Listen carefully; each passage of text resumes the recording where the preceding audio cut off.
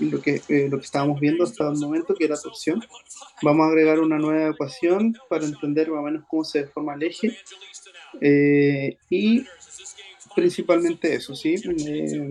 Según está contemplado, ¿cierto? Hoy terminábamos de ver torsión, y mañana y el sábado vamos a ver flexión. Y con eso terminamos los contenidos del curso. A ver, hasta el momento nosotros, bueno, en la clase anterior nosotros habíamos resuelto este problema, ¿sí? ¿Qué es lo que nosotros habíamos dicho? Bueno, nosotros decimos, lo primero que nosotros definimos en la clase anterior es que el esfuerzo que se produce por la torsión, voy a parar un poco el video, la transmisión de mi cámara, porque creo que se está pegando un poco. ¿Se escucha bien? ¿Al menos se escucha bien? Sí, profe. Se escucha fluido. En Ok, español, por favor. ok, ya.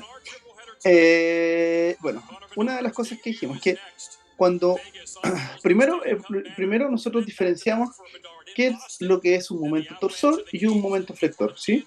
Entonces, cuando nosotros tenemos un cuerpo, por ejemplo, y sobre este cuerpo actúa un momento, un vector cualquiera de momento,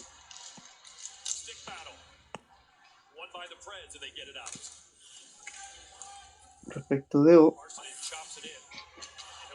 Nosotros dijimos, bueno, este momento se puede descomponer en dos, ¿sí? Uno,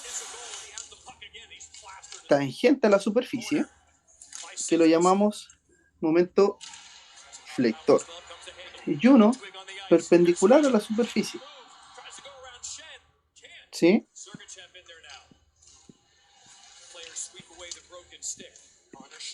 Y este momento, perpendicular a la superficie, lo llamamos momento torsor.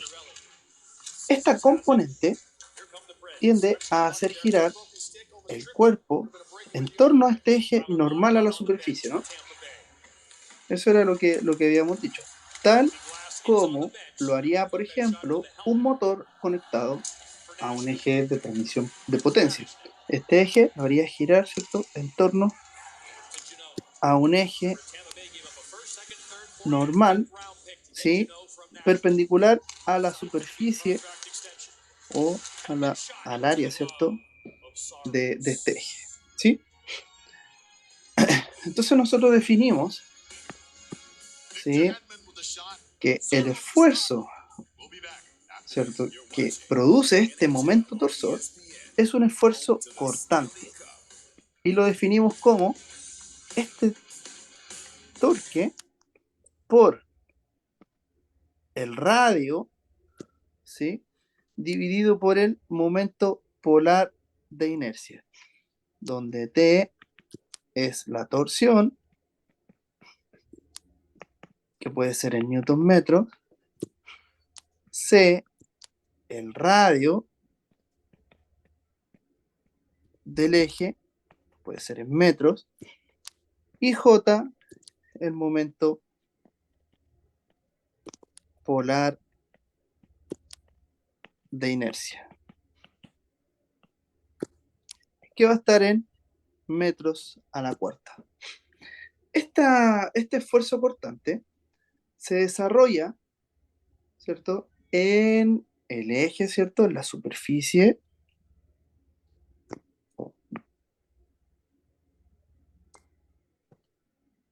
y en el centro, ¿sí? Nosotros dijimos que aquí el esfuerzo cortante era cero y se desarrolla, ¿sí?, con un perfil, ¿cierto?, lineal, aumentando de manera lineal, ¿sí?, entre cero, un tau igual a cero, cuando C es igual a cero, y acá vamos a tener el tau máximo, ¿sí?, o el esfuerzo cortante máximo, cuando C, ¿cierto?, es igual al radio del eje. Además, otra cosa que dijimos importante es que J, si nosotros tenemos un eje circular, es pi dividido por 16, perdón, 32, disculpen, 32 por el diámetro a la cuarta. Entonces, para resolver este tipo de problemas, nosotros dijimos, bueno, es importante entonces saber cuál es el momento torsor en cada una de las secciones de interés para nosotros. Por ejemplo, en este caso, nosotros detectamos 3 zonas de interés. Voy a hacer acá abajo, esto lo resolvimos, pero igual lo vamos a recordar. ¿Sí? La primera, donde se entrega la potencia de los 3 kilowatts, luego esto consume 2 kilowatts hasta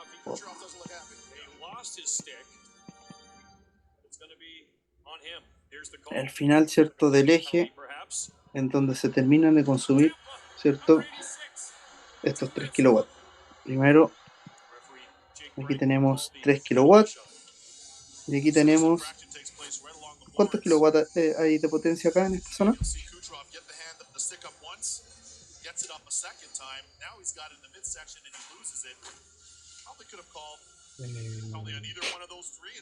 Un kilo, ¿no? Sí, porque eran los 3 menos 2 que se consumían en el engranaje B, ¿cierto? Entonces, esto sería 3 menos 2 igual a 1 kilowatt. Pero, como nosotros en la ecuación nos interesa la torsión, no la potencia, lo que nosotros decíamos era que la potencia es igual al torque por la velocidad angular, ¿sí? Donde la velocidad angular es igual a 2 pi por f, ¿sí? Y así calculábamos la torsión en cada una de las secciones. Y eso fue lo que hicimos, ¿cierto?, en la clase anterior. Y así logramos determinar, ¿sí?, los esfuerzos constantes en cada una de las zonas que nosotros nos interesan.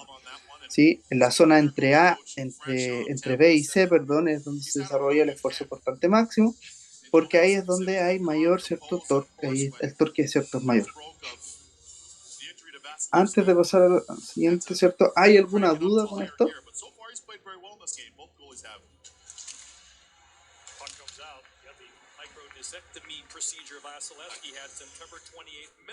No, profe. Creo que entiendo. No, profe. ¿Cierto? Entonces, en cada una de las secciones nosotros calculamos el esfuerzo constante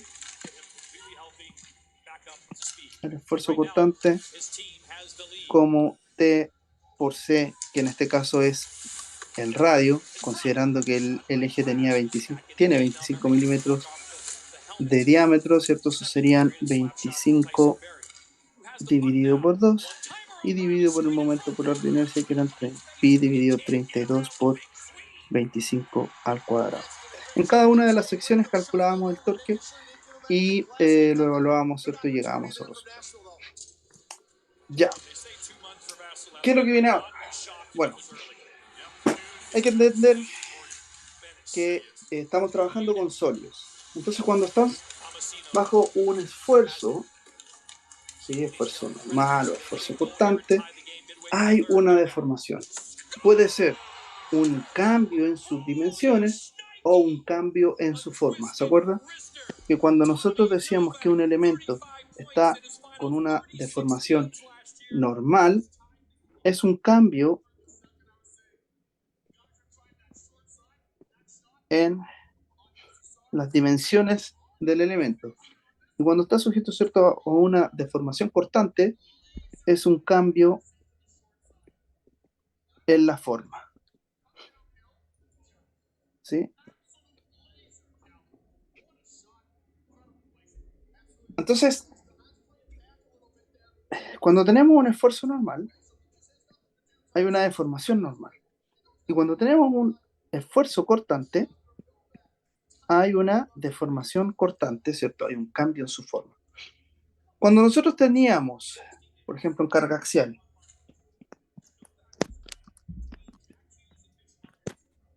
cuando nosotros teníamos el esfuerzo, que es la carga interna dividido por el área, nosotros decíamos que podíamos calcular el alargamiento, perdón, el alargamiento de esto, ¿cierto? Sabiendo que esto, la deformación es de v de x, logramos determinar que una barra o un elemento bajo carga axial podía alargarse como n por L dividido por A por E. ¿Sí? Ahora, un eje, ¿sí? Que está sometido a torsión, ¿sí? Recuerden lo que hablábamos, ¿cierto? Esto es como tener una toalla y estrujarla, ¿sí? ¿Qué es lo que ocurre con un eje? Que un eje, ¿sí? Mejor voy a ir un poco más atrás y vamos a ver esa imagen, que es un poco más acá. Nosotros tenemos un eje que no está deformado, ¿sí? Como el que está ahí marcado. Ahora, este eje está bajo una carga de torsión, ¿sí? Acá tenemos un torque, ¿cierto? Y luego acá tenemos en la otra dirección, ¿sí? La sumatoria de momentos en el eje N, ¿cierto? La sumatoria de torque, ¿cierto? Aquí es igual a cero. Uno está en sentido horario y el otro está en sentido antihorario. Entonces, si ustedes se fijan en estas líneas, ¿sí? ¿Qué es lo que ocurre o qué podrían visualizar sobre estas líneas? Versus, ¿cierto? La condición no deformada, que es la que está encerrada en el círculo negro. Esta es la condición no deformada. ¿Qué es lo que ocurre con esas líneas? ¿No se va como achatando o yo estoy viendo mal? Yo las veo como torcidas, pero puede ser su gestión. Sí, efectivamente eso como que se tuercen, ¿cierto? Esas líneas, pero fíjense que no hay un cambio en su longitud, tan solo es que esta línea se tuerce, ¿sí? Debido al momento torsor que está actuando sobre el elemento. Entonces, si vemos la imagen que está más abajo, vamos a ver que esto se tuerce, ¿sí? En un ángulo de giro que está definido acá, ¿sí? Ese phi de x es un ángulo de giro que va a ir creciendo, ¿cierto? Desde el punto cero, en donde yo recién le aplico el torque, ¿cierto? La torsión, y va creciendo proporcionalmente al largo del eje, fíjense que es función de x, hasta, ¿cierto? El otro, hasta el extremo, ¿cierto? Del eje donde finalmente se consume este torque o aparece un torque, ¿cierto? Que compensa el torque aplicado en cero. Entonces, este eje se tuerce, ¿sí? De manera proporcional al largo, ¿cierto? Y también al torque aplicado. Esa variable se conoce como ángulo de giro, ¿sí? ¿Y cómo se calcula ese ángulo de giro? Con esta formulita que está acá. Esta es su forma integral, pero si el torque es constante en una sección determinada, si el momento polar de inercia es constante en una sección determinada, y si G es constante en una sección, ¿cierto? Determinada, todas estas salen de la integral, ¿sí?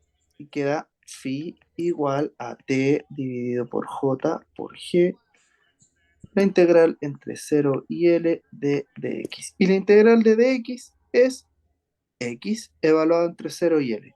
Por lo tanto, la ecuación, si T es constante a lo largo, ¿cierto?, de la zona en que yo estoy estudiando, la sección transversal es constante y el material es el mismo, puedo calcular ese ángulo de giro como el torque por L por J, o sea, dividido por J por G. ¿Qué es G? Si ustedes se acordaron, ¿cierto? G es el módulo de corte, ¿sí? El módulo de torque o módulo de rigidez, que es el módulo elástico de un material dividido 2 por 1 más Poisson, donde acá, ¿cierto?, se cumple la ley de Hooke desde el punto de vista de que el esfuerzo cortante es igual a G por la deformación cortante. Cuando nosotros teníamos una carga axial, que es lo que decíamos, bueno, el esfuerzo es igual a el módulo elástico por la deformación. Acá también se cumple eso desde el punto de vista de la cortante. Entonces podemos calcular el ángulo de giro que tiene un eje, ¿sí?, en función de el torque al que está sometido, el largo del eje, el momento polar de inercia y el módulo de rigidez. A ver, mientras más largo sea el eje, ¿cómo va a ser el ángulo de giro?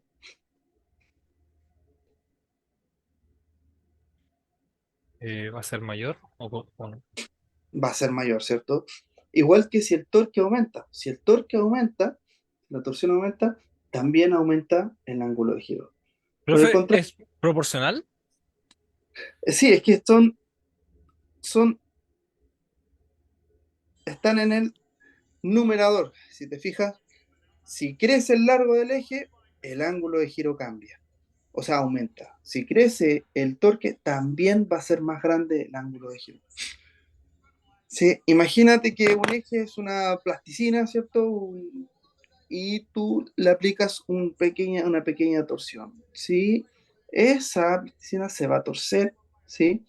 Y si mientras más grande sea este eje, ¿cierto?, más largo, ¿cierto?, más grande va a ser ese ángulo de giro.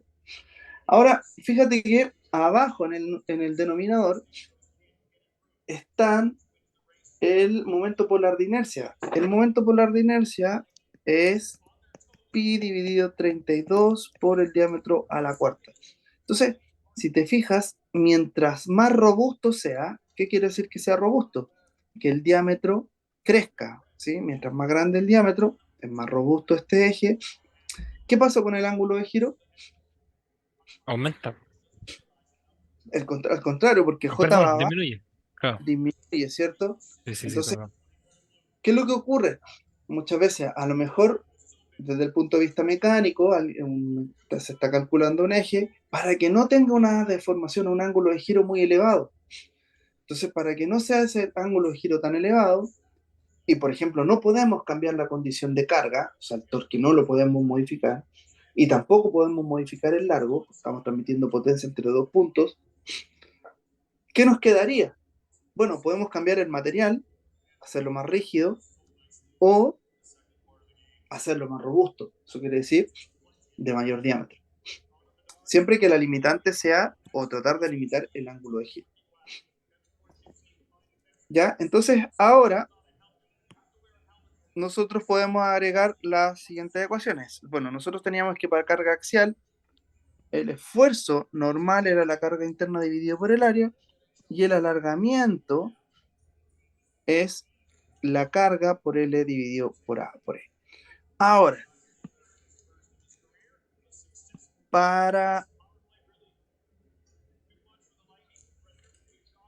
la torsión, voy a ponerlo acá abajo, si el esfuerzo cortante es igual al torque por el radio dividido por el momento polar de inercia. Y el ángulo de giro es igual al torque por el largo dividido J por G. Son ecuaciones muy similares, ¿sí?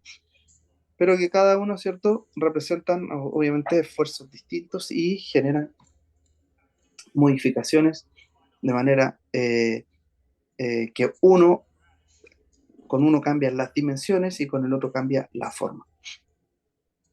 Recuerden, el torque en este caso no modifica el largo del eje, tan solo modifica su forma, ¿sí? Que se tuerce esto. Ya, disculpen los saltos, ahora vamos a volver aquí a un ejemplo.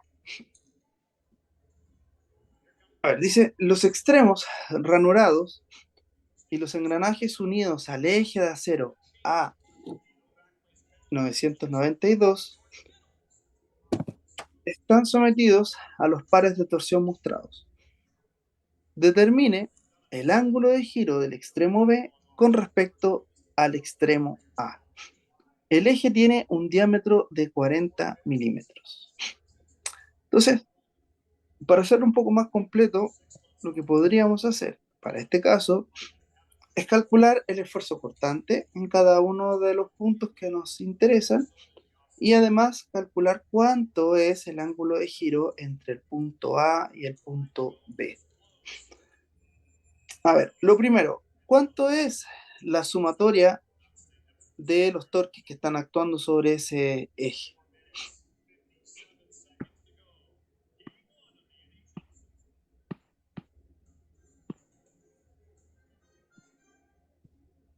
Veamos. Tenemos 200 en el punto A. Lo está haciendo girar en sentido antihorario, entonces vamos a considerar 200. Cero. Cero al... La sumatoria, ¿cierto? ¿Cierto? Lo podemos comprobar. Ahora, los 600 newton metros que están actuando en C, ¿son positivos o negativos? Está haciéndolo girar en sentido antihorario, podemos considerar que son positivos, o sea, más 600. Luego en el punto D hay un torque o un momento torsor actuando en el otro sentido horario. Entonces vamos a decir que aquí son 1200.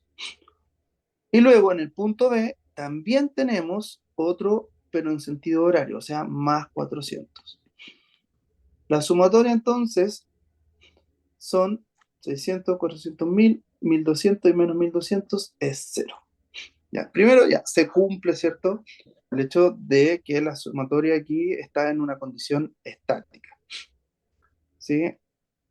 Recuerden que la condición estática es que la sumatoria de fuerza y sumatoria de momento sea igual a 0, o que la velocidad también sea constante. En este caso, la velocidad va a ser constante, te va a estar girando, pero a una velocidad constante. A ver, ¿qué más? Una vez que comprobamos esto, lo conveniente siempre será hacer el diagrama de torque X, el largo. Consideramos el punto A, luego el punto C, el punto D y el punto B al final.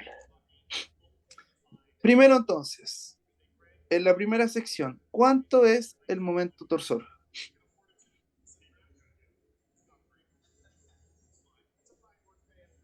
Entre A y C, ¿cuánto es el torque que está actuando en esa zona? 4... No, 600, Entre A y C, 800. ¿O no? ¿800? ¿O no? ¿O estoy...? entre A y C, por ejemplo, si tenemos A, en A, ¿qué es lo que está actuando? Los Un momento, 200... los 200, ¿cierto? Ah, Y antes de llegar a C, nosotros consideramos, ¿cierto? Aquí un momento torsor interno. Esa ah. sumatoria tiene que ser igual a 0. Por lo tanto, ¿cuánto es el momento torsor que está actuando en la sección AB? AC, perdón. AB hace... Ah, cero. No, Si no es usted... 0. Es que si dice... Disculpe, profe, yo entiendo que si va una torsión de 200 newton y una interna que debería ser cero, No, no, no. ¿o La cómo? sumatoria de estas debería ser igual a 0.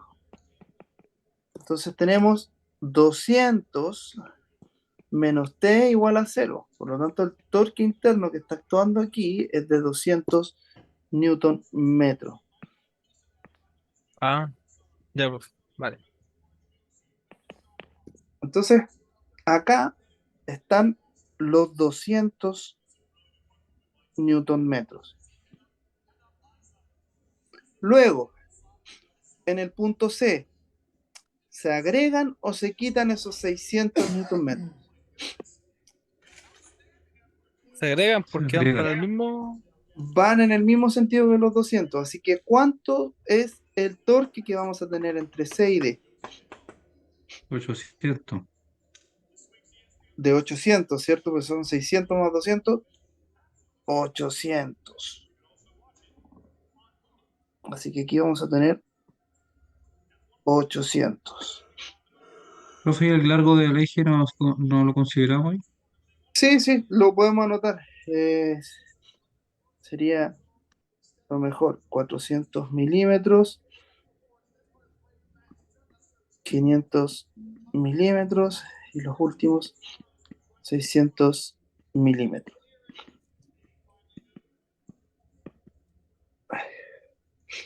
Luego,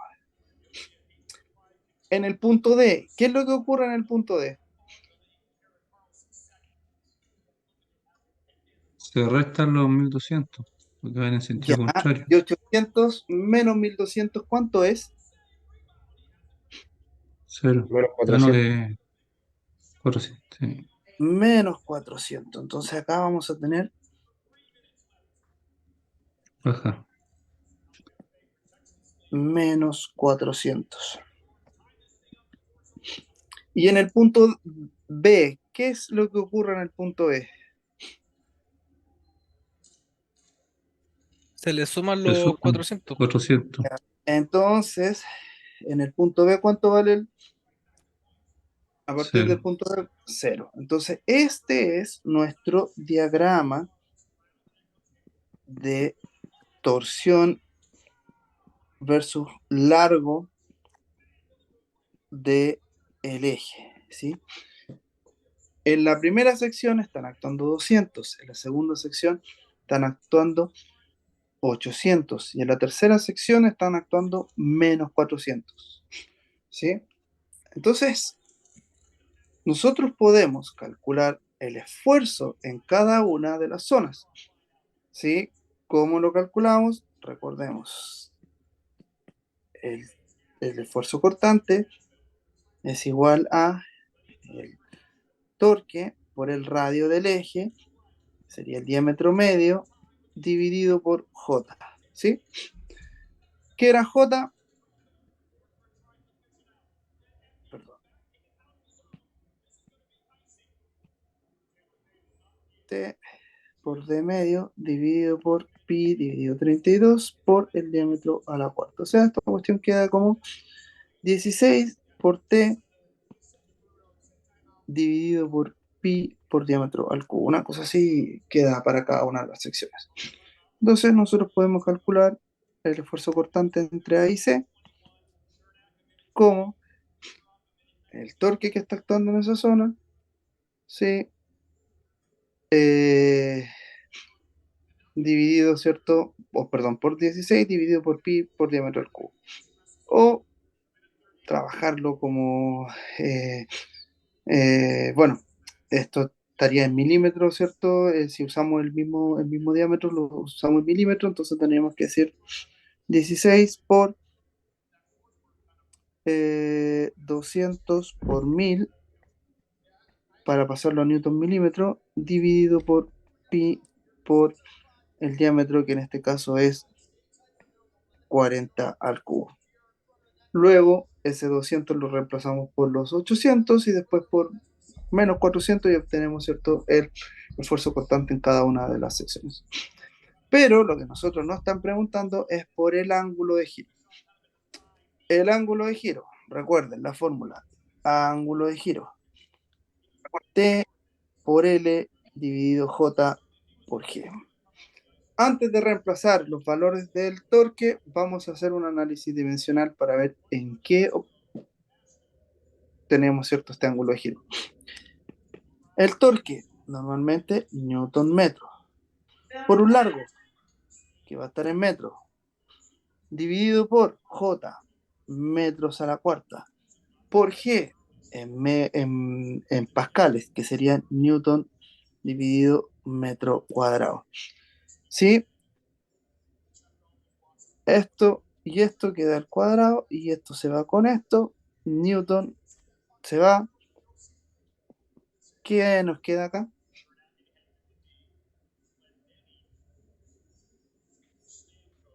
Eh, ¿Qué queda? Metro. No queda nada. Entonces, Cero. como es un ángulo, esto va a estar, queda Ah, en el metro se fue de arriba. Radianes, Radianes. ya, ya. El ángulo. ya, eso queda en radianes. Ya, veamos. Entonces, si nosotros queremos calcular el ángulo de giro entre A y B, esto va a ser el ángulo de giro entre A y C, más el ángulo de giro entre C y D, y más el ángulo de giro entre D y B. Eso quiere decir que el ángulo de giro entre A y B va a ser igual a el ángulo de giro entre A y C, que sería el torque entre A y C por el largo entre A y C, dividido J, que es el mismo para todas las secciones, por G, que es el mismo para todas las secciones. Más el torque entre CD por el largo entre C y D, dividido J por G, que es el mismo para todo el material. Y por último, el torque entre D y B por L entre D y B, dividido J por G. Así que el ángulo de giro entre A y B, vamos a sacar el factor común J partido por G, es igual a cada uno de los torques internos por el largo respectivo. Si lo usamos el torque en newton milímetro mejor para dejar todo, ¿cierto?, en newton milímetro y G usarlo en megapascales, nos va a salir mucho más simple el análisis. Entonces, el torque en la primera sección son 200. 200 por 10 elevado a 3 por el largo, que serían 400 milímetros. Más el torque en la segunda sección, 800 por 500 por 10 elevado a 3. Ese 10 elevado a 3 por el 800. Y después menos 400 por 10 elevado a 3 por 600. ¿Sí? Así que el ángulo de giro entre A y B es igual a 1 dividido J. Pi dividido 32 por el diámetro a la cuarta, que serían 40 milímetros, ¿cierto? 40 milímetros a la cuarta por G. ¿Cuánto vale G? 75 gigapascales, o sea, 75 por 10 elevado a 3 megapascales, multiplicado por todo eso que está ahí adentro. ¿Eso cuánto da más o menos? Veamos. Veamos, a ver.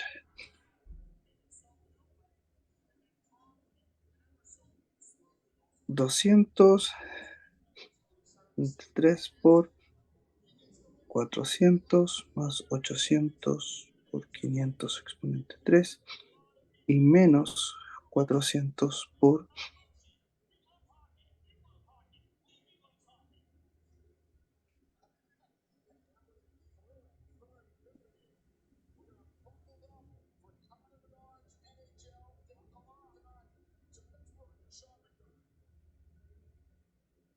240.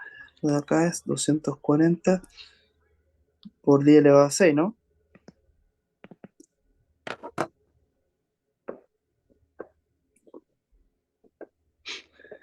Puta, profe, ¿Y no me dio lo mismo, pero según yo lo hice mal, weón. cuánto le dio? Dale nomás, profe, lo voy a hacer de nuevo, a ver si me da lo mismo. Voy a hacer de nuevo. Pero digo nomás cuánto le dio, a lo mejor yo me equivoqué. Me dio eh, 5.3 por 10 a la menos 11. No hace nada que ver, estoy muy lejos. Ah, no. Porque a mí esto de acá me da 0.0127 radianes. Y si lo paso a grados, o sea, lo multiplico por 180 y lo divido por pi, me da 0.73 grados. Mm,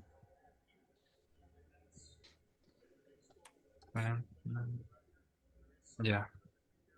No, profe, no. No, yo estoy poniendo la calculadora aquí. Son Esto. 200 por 10 elevado a 3 por 400, más 800 por 10 elevado a 3 por 500, y menos 400 por 10 elevado a 3 por 600. A ver, ¿qué es lo que podría generar confusión acá? ¿De dónde salió ese 10 elevado a 3? Eso es ¿Todo es por tan claro? ¿Por No, qué? profesor, yo voy a ¿Por preguntar qué? sobre eso. Ya. ¿Por qué pongo 10 elevado a 3? Porque aquí el torque está en newton metro. Entonces, para hacer todo esto dimensionalmente compatible, uso el torque en newton milímetro. Y si uso el torque en newton milímetro, uso este valor en megapascales. ¿Qué es lo que ocurre? Que usted puede trabajar en newton metro, pero todas las otras unidades las pone en metro y el coeficiente, el G, lo tiene que poner en pascales. Pero esos dan números tan pequeños que a veces es difícil de manipularlo, entonces para hacerlo más simple y sean números un poco más visibles, puede usar el torque en newton milímetros. Entonces todo el resto va a estar en milímetros. Y como va a estar esto en megapascales por milímetro cuadrado, queda en newton. Si usted usa el sistema internacional y pone todos los valores, por ejemplo, ¿qué pasa si usted usa todos los valores en el sistema internacional directamente? Tendría que ser 1 dividido por J. ¿Cuánto vale J? Pi dividido 32, pero el diámetro no lo tendría que poner en milímetros, tendría que decir los 40 dividido por 1000 a la cuarta, por el módulo de rigidez, que es 75 gigapascales. Eso quiere decir que son 75 por 10 elevado a 9 pascales, multiplicado por 200 por 0.4 más 800 por 0.5 y menos 400 por 0.6. Si hace esa operación, usted va a llegar al mismo resultado, que son los 0.0127 radianes.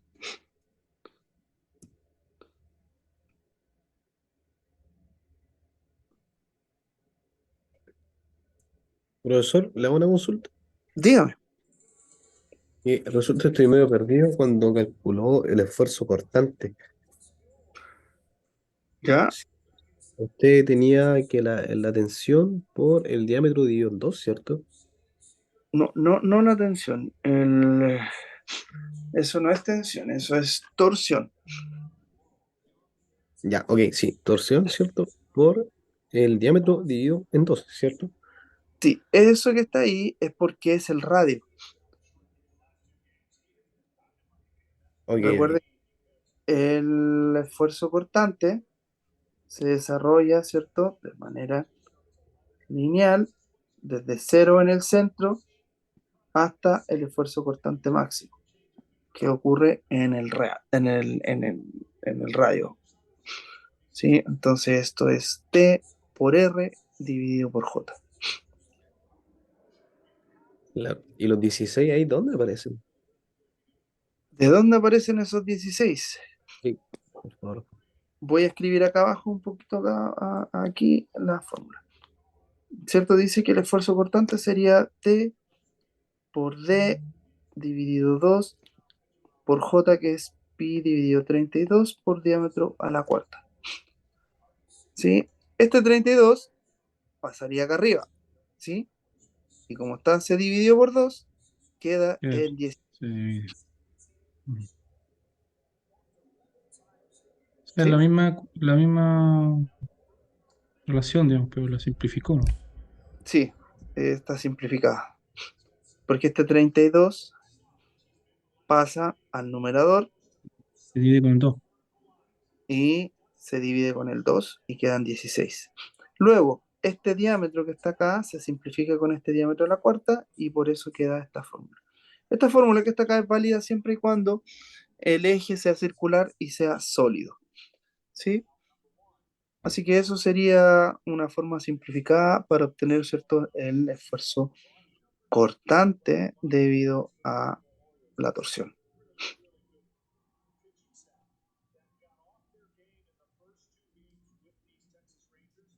Entonces, cada una de las secciones usted podría calcular cuánto es el esfuerzo cortante, ¿sí?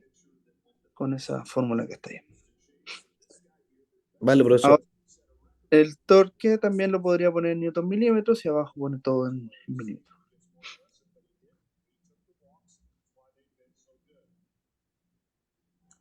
¿Sí? Porque si pone el El torque, profesor, ¿sí? usted multiplicó 0,4. mm, Porque eso claro, porque el largo del eje que estaba viendo estaba en milímetros. Por eso lo dejó en 0,4 en vez de Sí, primero, 400. mira, según el diagrama que nosotros tenemos tres largos, 400, 500 y 600. En el primer largo, entre A y C, que tiene un largo de 400 milímetros, está actuando un torque interno de 200 newton metros. En la segunda sección, que mide 500 milímetros, está Claro. actuando un torque de 800 newton metros. Y en la última sección, de 600 milímetros, están actuando estos menos 400. Entonces ahí están cada Mm. una de las componentes. 200 por los 400 milímetros. 800 por los 500 milímetros y menos 400 por esos 600 milímetros finales. Ese 10, ese 10 elevado a 3 es para pasar los newton metro a newton milímetro. Ah, claro.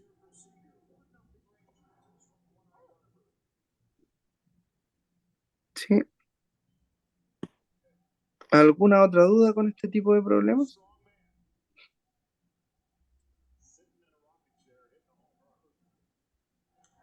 Entonces, básicamente aquí uno lo que hace, desde el punto de vista mecánico, es que nosotros tenemos este eje, ¿cierto?, que está transmitiendo una potencia. Entonces, debido a la geometría, ¿cierto? Y a la condición en la cual está sujeta, ¿cierto? Estos torques que están actuando, que puede ser, por ejemplo, imaginemos que en A hay un pequeño engranaje o que hay algunas partes, ¿cierto?, en donde se le está entregando potencia y en otras se le está quitando potencia. Normalmente, a veces, como el ejemplo que vimos anteriormente, nosotros en un punto le entregamos toda la potencia y después la vamos absorbiendo. Pero este es un poco distinto. ¿Pero qué es lo que ocurre, básicamente? Debido a los torques que están actuando sobre este elemento, este eje se va a deformar, ¿sí? O se va a distorsionar, ¿sí? Y nosotros podemos calcular cuánto es el ángulo de giro que hay entre un extremo y el otro. Muchas veces en el ámbito del diseño mecánico, nosotros, ¿qué es lo que evaluamos? Decimos, mira, este eje no se puede torcer o girar, ¿cierto?, más allá de un valor permisible. Entonces, si eso sobrepasa ese valor, ¿cierto? Si la distorsión de este eje sobrepasa este valor admisible, se tiene que decir, no, hay que hacerlo más robusto, hay que hacerlo más rígido, no podemos intervenir la carga quizás, pero sí lo podemos hacer más robusto o cambiar el material.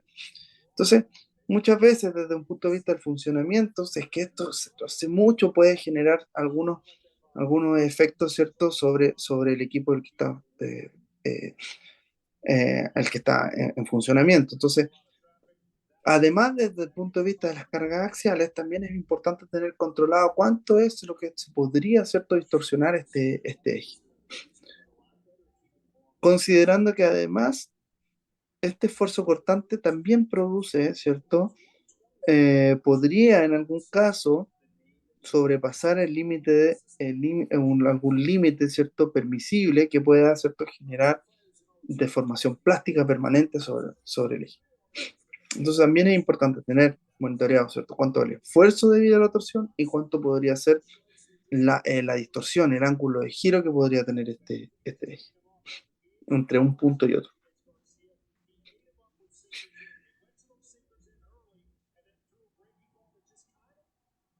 ¿Alguna duda con respecto a este tipo de ejercicios?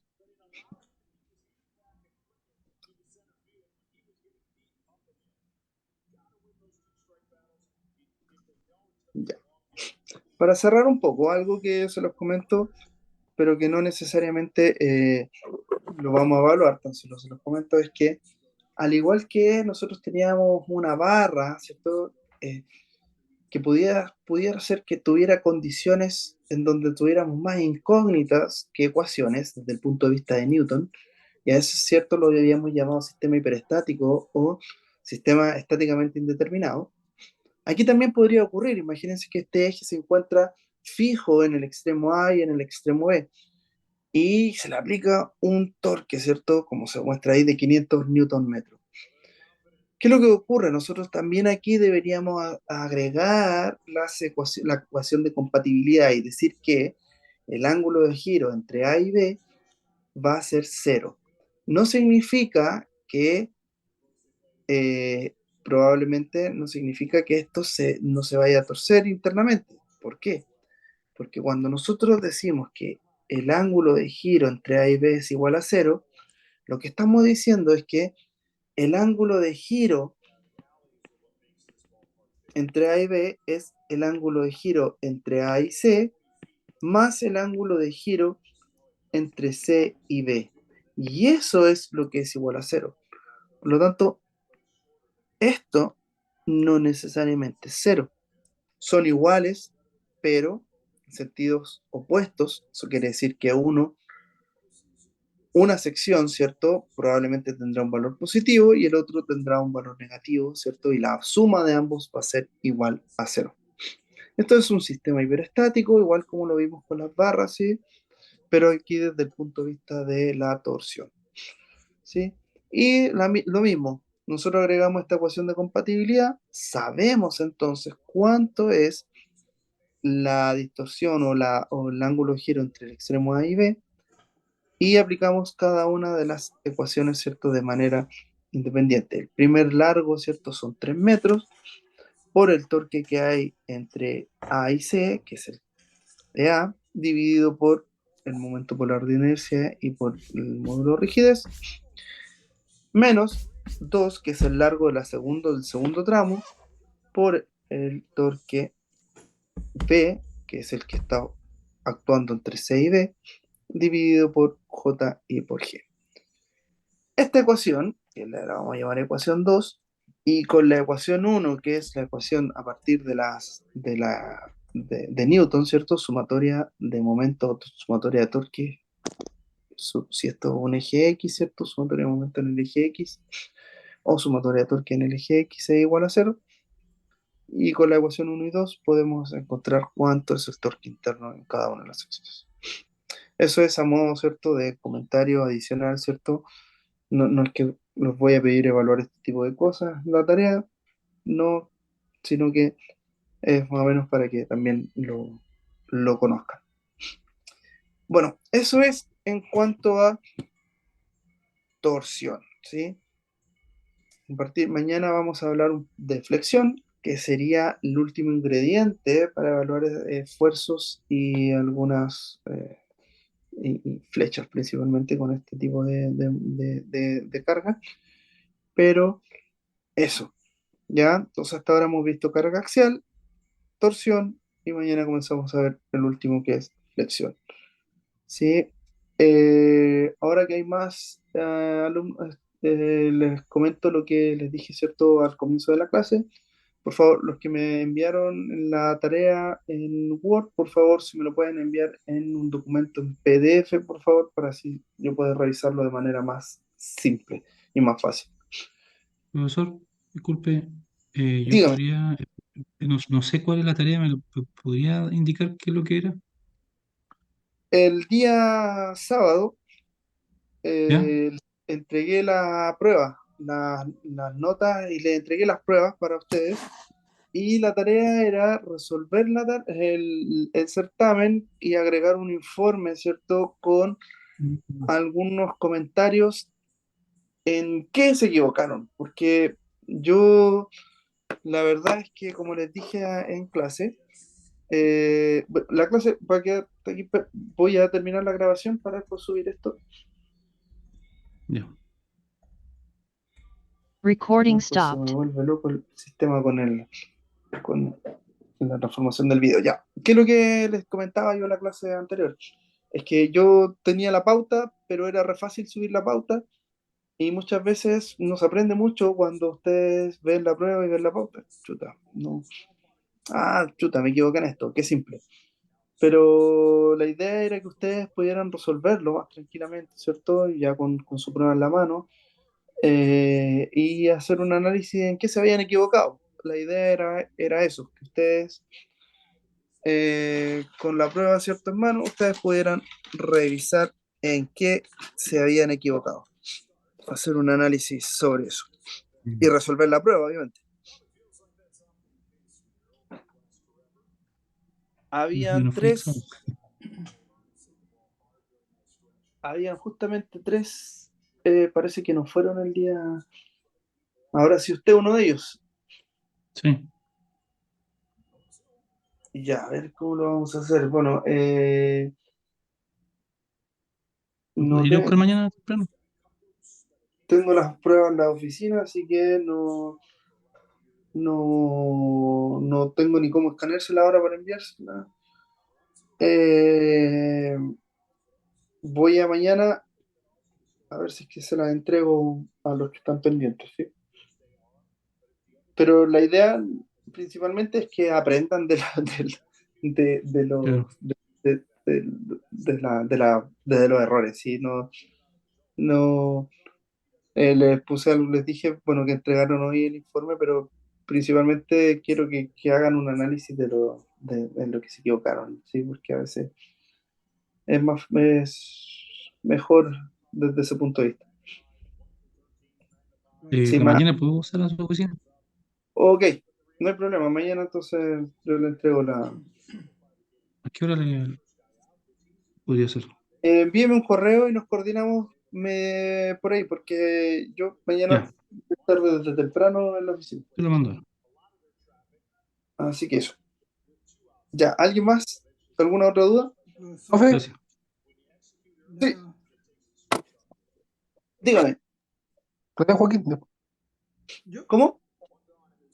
profe, una consulta, disculpe, en el tema del informe, yo puse, digamos, no sé, me tomó como una página más o menos ver en qué me había equivocado en los comentarios. ¿Está bien eso o quiere algo más elaborado? Último para reestructurarlo. No, o sea, con un análisis simple, no, pues, tampoco es como escribir un análisis también filosófico de lo que Sí, pudo ser y lo que no pudo ser, sino que algo simple, no es tampoco tan elaborado, sino que lo que pasa es que desde mi punto de vista, a veces estos problemas son mucho más simples de cómo se ven, ¿sí? Por ejemplo, el problema 2 muchos se equivocaron y era algo mucho más simple, era solamente poner el bastidor, agregar las dos reacciones en el punto A, la tensión, y incluso en la forma en que se los pregunté, rápidamente ustedes encontraban los resultados, porque yo no les pregunté primero, por ejemplo, por las reacciones en A, simplemente les pregunté por la tensión. Y si ustedes momentaban en A, rápidamente obtenían ciertos los resultados. Entonces, muchas veces eh, los problemas uno los plantea de manera un poco más simple y de repente se ahogan en la resolución con cosas que de repente no sé cómo es que se llega a algunos puntos en donde la forma en que se resuelve es que al final mente no se confunden y a partir de cosas que son bastante más simples, no sé. Entonces, el análisis era básicamente eso, ¿no? Eh, si por ejemplo usted no consideró una fuerza o si usted no consideró, eh, momentó de forma equivocada, también esos puntos también son importantes. Ya, profe. Sí. Profe, Eso, bueno, cualquier cosa, si es que tienen algún problema, bueno, mañana también o puedo estar, eh, puedo recibirlo hasta el jueves si gustan los trabajos. Sí, profesor. Ya.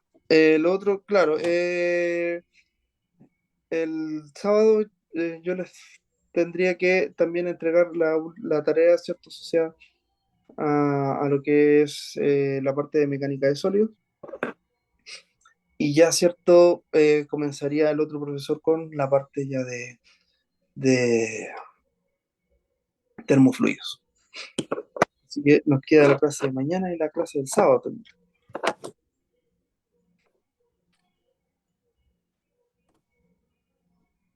Profe, Dígame. yo le envié el trabajo en la mañana y consideré el ejercicio 1 y 3 que fueron los que me equivoqué. ¿El 2 tenía que hacerlo igual o no?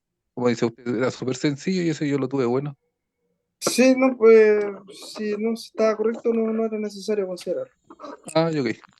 Sí, de hecho ese ejercicio era súper sencillo y lo agregué al final porque dije de precalentamiento para el que venía, pero igual hay algunos que se confundieron, entonces eh, si los que no lo hicieron tienen que resolverlo igual. Así que eso, ya. ¿Alguna otra duda? profesor, yo tengo una consulta. Dígame. Con respecto a los que no hemos dado ese certamen, no tenemos esa chance, ¿verdad? Creo que mañana me pidieron que dieran la prueba, ¿no? Claro. Esperemos que no tengan esa chance para que les vaya bien, Ya, vale, profe. Gracias. ¿cierto? Porque si les va bien, no van a... Esa es la... Por eso le digo, esperemos que no la tengan. Septiembre, claro. Así que eso. Ya pues, ¿alguna otra consulta?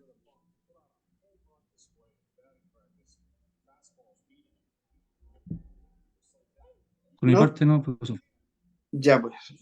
Que descansen, nos vemos mañana. Ya, gracias. Hasta Ya, mañana. profe, nos vemos mañana. Que esté bien. Descanse. Chao. Cuídense. Chau, chau.